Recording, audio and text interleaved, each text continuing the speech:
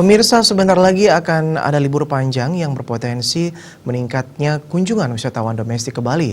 Terkait hal ini, pihak pengelola daerah tujuan wisata DTW diingatkan untuk menerapkan protokol kesehatan secara ketat. Hal ini untuk menghindari munculnya klaster baru di objek wisata.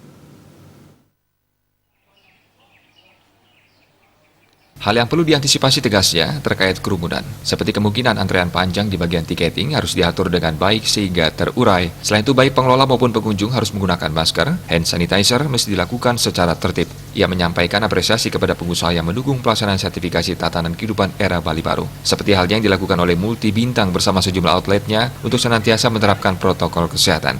Bali harus menjadi yang terdepan atau leader akan hal ini untuk pariwisata di Indonesia, sebab Bali sudah terkenal sebagai destinasi di dunia internasional.